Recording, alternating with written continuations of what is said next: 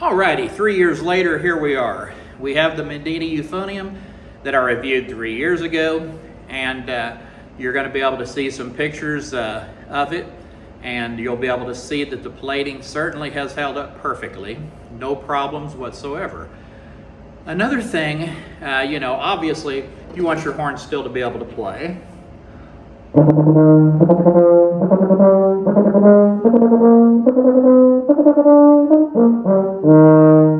So everything is still working, the valves still work. I can pull one of them out to show you what the plating on it looks like. Looks like silver plating, basically, which is what it's supposed to, and they all do look like that. And so compression on valves is obviously something that can be a concern after years, and these certainly do pass the compression test. And you might ask, well, how do you know? What is a compression test, right? But the horn certainly does pass the compression test on valves, and that's important.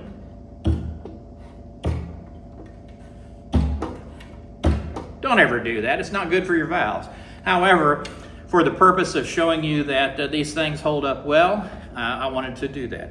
Also, to note, everything still moves good. Of course, if you oil it, it will. The things they put in the spit valves have held up perfectly. The valves themselves, or the keys, were made very well, so they're very well centered. Sometimes you'll see horns where they'll be offset, even on student model horns of repute. These horns suffer all of this negative press, and I really don't know why. You can go to every seam on this horn. It's flawless. It has no kind of chipping, no kind of bad plating. And I've used it quite a bit. I play in the community band at California, Missouri. We play a few concerts every year.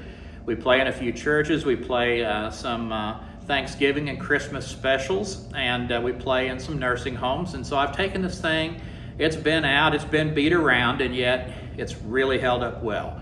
And so I can't really say enough good things about Mendini by Cecilio. I have many horns by them. I have bought 4 different trumpets, of which I still have 3. And I sold one to a friend that was starting band because it was just excess. I didn't need all those horns.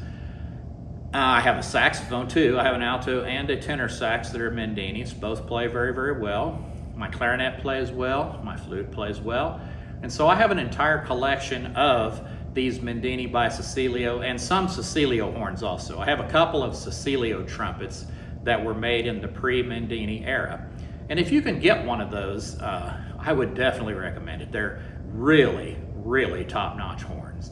The Mendinis are fine too. They're very, very good. However, I think the Cecilios were on par with most professional model horns, and I don't have enough good things to say about those. Oh, I didn't mention, I got the same shirt as I had 3 years ago, and yes, I have changed it. So that's always a big plus, I think, for a person to do that. The shirt itself has held up pretty well. It's a Wrangler, and so it's got a lot of wear and tear like this horn, and it stood up to the tough tests. So anyway, that's all I have to say about this Euphonium. It's very good. It's held up very well, so I recommend if you can get a hold of one, I would do it. And I hope you guys have a great day.